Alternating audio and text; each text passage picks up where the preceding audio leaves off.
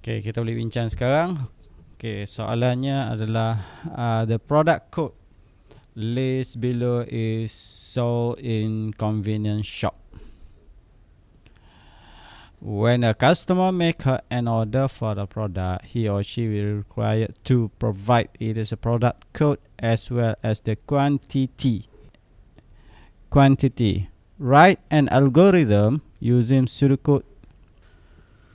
When a customer make an order for the product, he or she is required to provide it is product code as well as the quantity. Nampak ni dah highlightkan quantity and code. Write an algorithm which is input code. Dia dah mention di sini input code and quantity. You tak payahlah tulis panjang-panjang. Quantity of one product to be purchased. So you mesti ada keupayaan meringkaskan maklumat. And then dalam sains komputer ni untuk programming kita memang guna yang ringkas-ringkas je. Of the product of one product to be purchased. So purchase and then output of amount to pay. So dia punya output dia adalah paid. Okay, paid for the purchase. Ataupun you boleh guna juga purchase pun kita boleh terima. If the customer enter other then the above a product code, the message you enter wrong code. So ini adalah output dia yang else. So kita dah nampak di situ. Okay, so daripada sini kita pun dah tahu dah apa yang berlaku. Okay, kalau yang ni kita dah nampak dah, ini adalah input dia. So this is the input. Okay. And then we need to write a pseudocode, not flowchart. Biar putih sikit. And then this one is output. So the thing is here, we need to construct for the process. So process dia dekat bawah ni actually. So if code, this code is equal, then what? Then 10. So dia akan bayar pada kadar ini. Is not the output. 10 is not output because you need to multiply by the quantity. So now you know how many to purchase of your product. So let's say you purchase 5. Yes.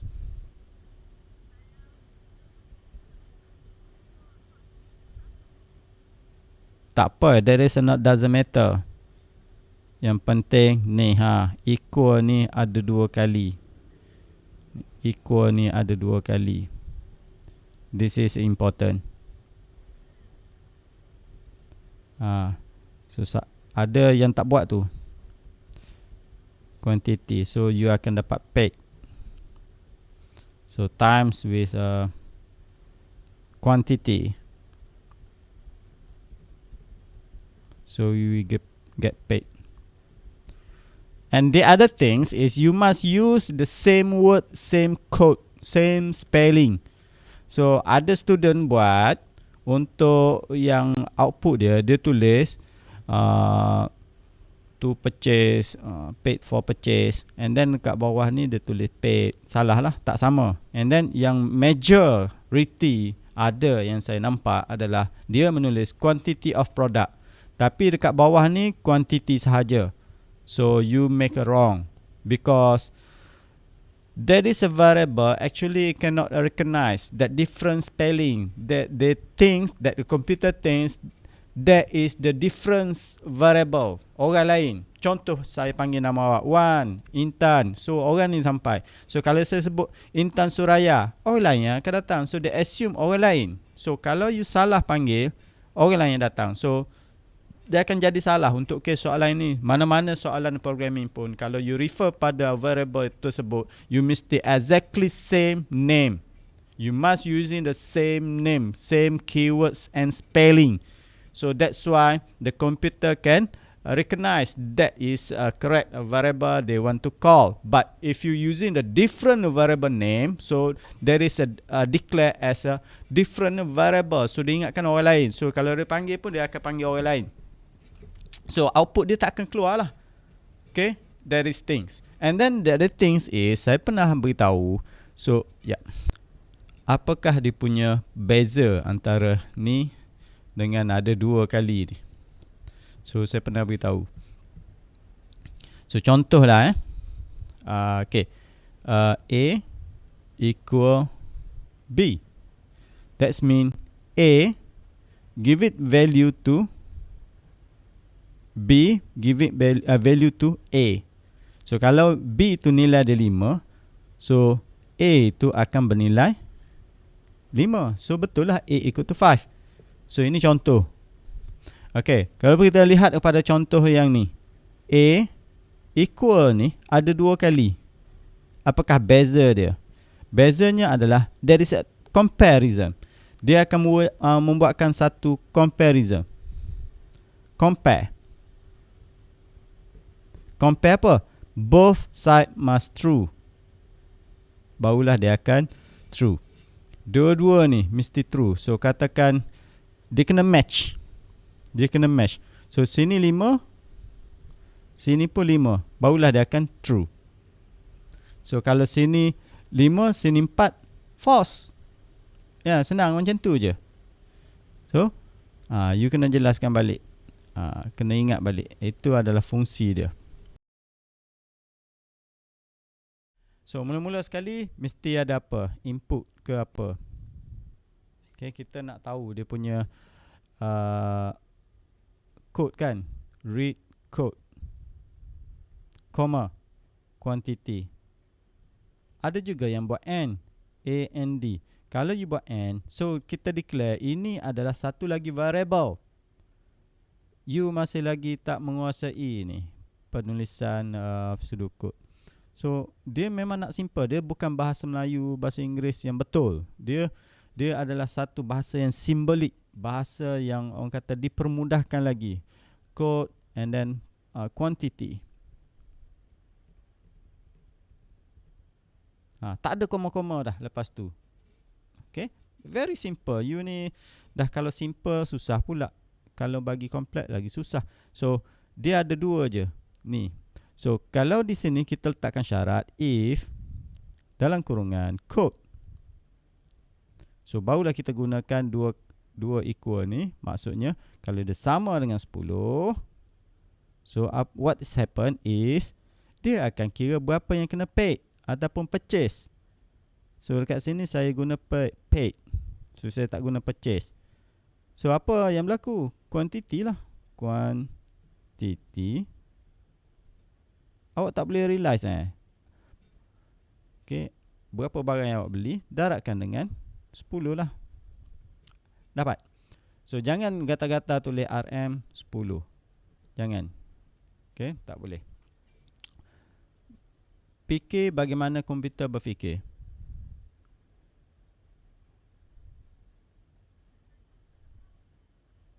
Okay, kalau you guna amount, sini pun boleh juga. Amount. Price pun boleh. Awak faham ke maksud saya? Maksud saya, apa sahaja boleh diguna. Okay, apa sahaja boleh diguna. Tak ada masalah. Janji ianya menunjukkan maksud yang betul. So, kalau guna price ke, jumlah ke, tak kisah. Betul. Boleh digunakan apa-apa sahaja. Janji guna yang betul. Tengok bagaimana saya kata salah. Okay, lepas tu, kalau dia true, kalau dia false, ni kalau dia true, dia akan masuk sini. Kalau dia true. Kalau dia false, okay, false, dia akan pergi pada yang seterusnya. So, yang seterusnya adalah else, if. Kenapa kita kena buat else if? Sebab kita nak masukkan, dia ada lagi syarat. Code equal berapa 11 20.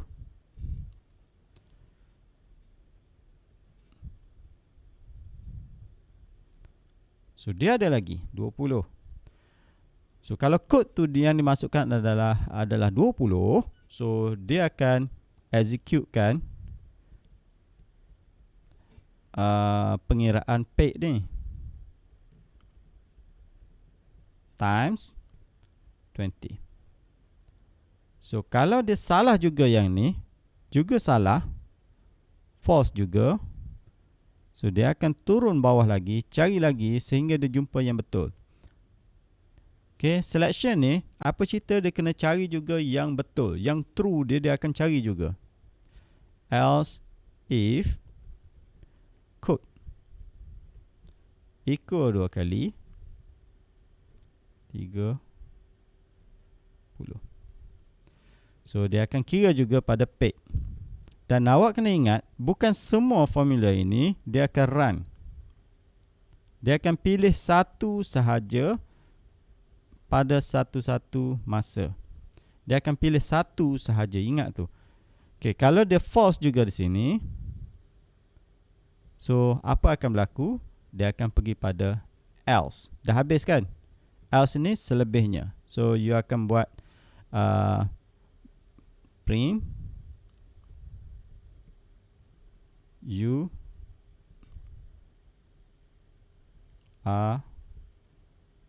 enter a wrong code kan. Tengok balik, saya lupa dia je macam mana. You enter a wrong code. Okay, kena exactly sama juga. Yes.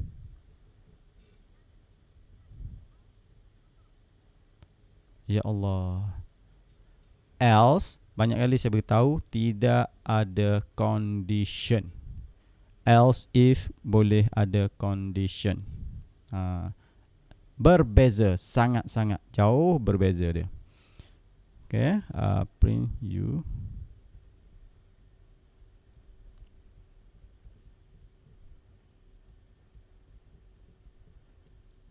sangat jauh berbeza dia. Stop, dan dia sini stop ni tak boleh ada situ, sebabnya saya nak tulis and if. And if macam mana nak alih ni ya? Sebab tak muat ni. Saya padam yang ni boleh tak, yang warna biru ni? Saya padam ya.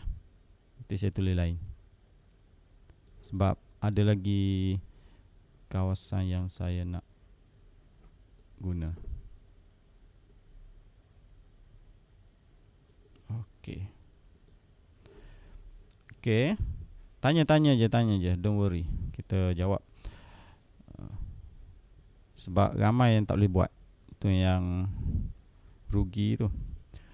Okay, so dia dah habis dekat sini. You are enter wrong code, dah habis. So apa yang berlaku? Dia akan end if. Dan apa yang berlaku lepas tu? Lepas tu dia akan print. Dia akan print. Sekejap, saya nak fikir. Kalau ni betul lah, print. Print paid. Yang ni saya kata, kalau anda gunakan amount, you gunakan amount, you gunakan total ke, apa lagi yang you guna? Mesti sama price. Price. Tak kisahlah apa yang you guna, dia mesti sama ni. Yang ni sama, ni sama, ni sama, yang ni sama. Mesti benda yang sama. Dan barulah stop. Okay, barulah dia stop. So cerita dia saya terangkan sini. Yang ni yang pelajar tak tahu ni, mungkinlah tak tahu. Dia dalam sequence ni, dalam selection ini hanya ada satu sahaja true. Jawapan dia yang pilih hanya ada satu sahaja. So antara tiga tersebut, dia ada yang 10, ada 20, ada 30, dan satu lagi selain pada itu. Selain daripada itu, kita tak tahu ni nombor berapa. Dia akan pilih satu sahaja. Yang mana satu dia akan pilih? Yang 10 ke? Yang 20 ke? Yang 30 ke? Ataupun yang selain tu. Dan output dia, yang ni hanya ada satu sahaja output. Output dia ada satu saja. Dia akan menggunakan variable paid. Okay. Variable paid. So, kalau yang sini saya betulkan balik. Untuk selain pada tu, dia akan terus jump keluar. Stop.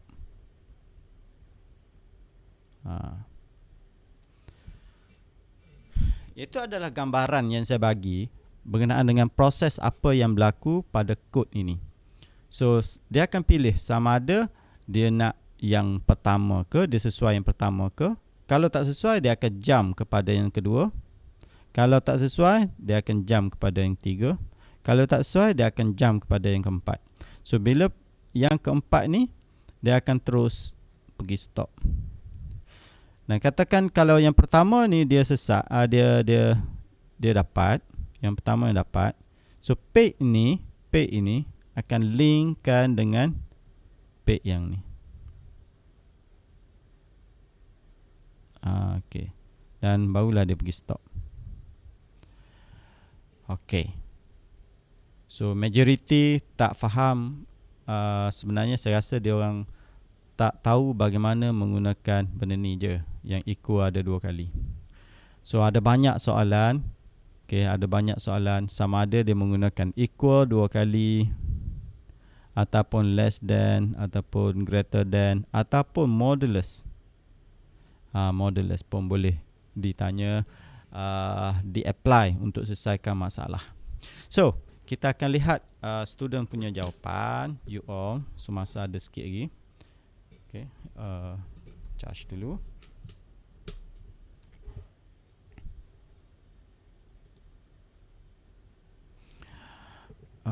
Okay,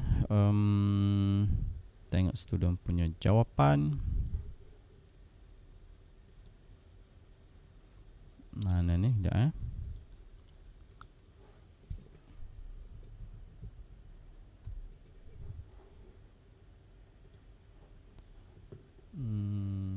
window capture.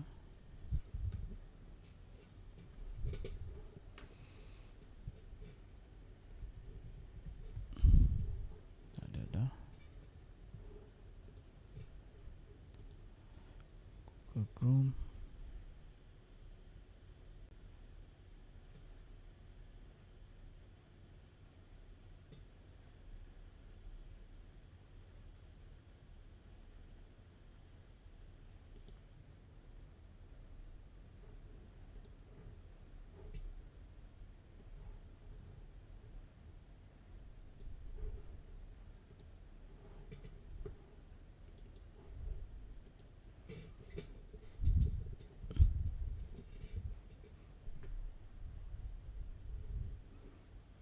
Mencari jap. Bateri boleh masuk charge ke tak ni?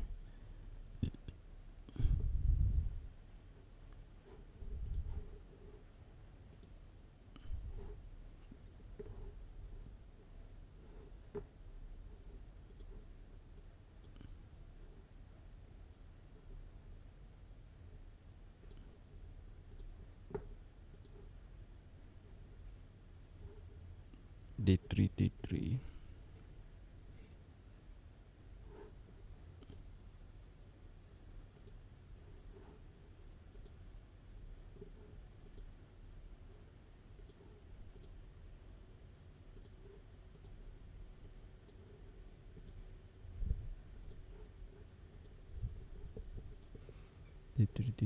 D3 okey. Wah, kalau buat latihan macam ni semua betul je. Kalau UPS tak betul. Tak ada seorang pun dapat full mark.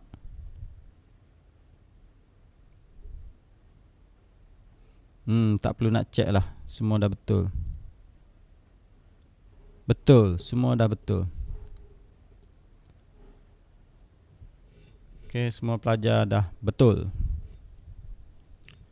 So tak ada apa yang kita boleh bincangkan dah. Semuanya dah betul. Macam mana ni? Kalau yang kita punya mana? Ini betul. Menakjubkan So kalau kita tengok pada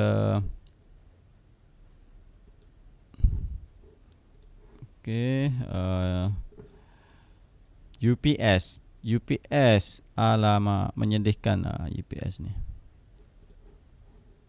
Kita tengok nama yang sama, Aiman Sarah. Okey, jangan malu sebabnya kita nak belajar. Ada silap dekat mana? Dekat mana silap? Dah ada share tak dengan rakan lain? Silap kat mana, betul kat mana? Ada share tak Mai Sarah? Okey, yang ni okey. Yang ni dua selection ni baca baliklah nota tu Ini senang aja, tak payah orang kata susah-susah. Yang ni majority betul lah. Yang ni majority betul. Saya tak prefer yang tu. Saya prefer yang soalan ni. Soalan nombor 7 ni. Okey. Yang ni kira paling banyak lah ni kalau dapat 2. Paling tinggi lah ni. So Aiman Sarah ni dia hampir menepati citarasa pemeriksa. Yang salahnya adalah dekat display. Okey, dia ada 2 keadaan untuk saya terangkan di sini. Selection ni, semasa dalam selection dia juga boleh display, betul. Dan biasanya dia tak display dekat situ. Dia tak display di sini. Dia akan display lepas habis and if. Okey, dalam selection ini dia boleh berada 2 tempat untuk output. Tapi awak kena ingat bahawa selection ini hanya ada satu sahaja true. Satu sahaja true. Dia akan pilih satu sahaja option jawapan dia. Sama ada dia pilih atas ni, dia pilih sini, dia pilih sini, dia pilih sini. Itu adalah konsep selection.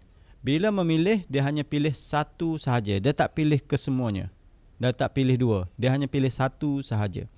So, jawapan yang biasa kita akan letak adalah dia punya lepas habis semua ni, if else ni semua habis, barulah dia and if. Lepas and if, barulah kita akan call balik display ataupun print nama variable yang kita nak outputkan. So kalau nampak yang skema yang saya bagi ni, okay, kita tak ada pun display di sini ataupun print di sini, tak ada. So yang ada adalah apabila dia else if and if, barulah kita akan tunjuk. Ini macam ni. Barulah kita tunjuk. Bukan yang ni. Yang ni dia baru keluar kat bawah sekali tu. Ni. Lepas and if, barulah kita akan print page. Okay. So kesilapan yang common yang saya tak boleh terima adalah double quotation ni. Double quotation ini amat jelas menunjukkan bahawa you tak memahami proses apa yang sedang berlaku. Dia nak kira harga. Okay, dia nak kira harga. Kalau dia pilih produk nombor 11 ni, so harga dia 30 dan dia dah beritahu. Mungkin dia beli 1, mungkin 2, mungkin 3. So dia nak tahu berapa total darab dengan kuantiti dia lah.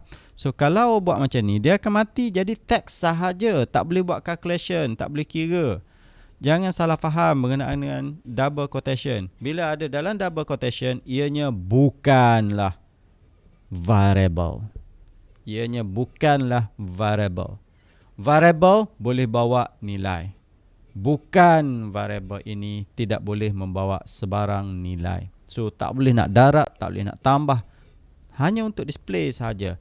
Pendek kata dan awak pahat dalam otak anda, apabila double quotation ini hanyalah teks. Ianya adalah teks sahaja.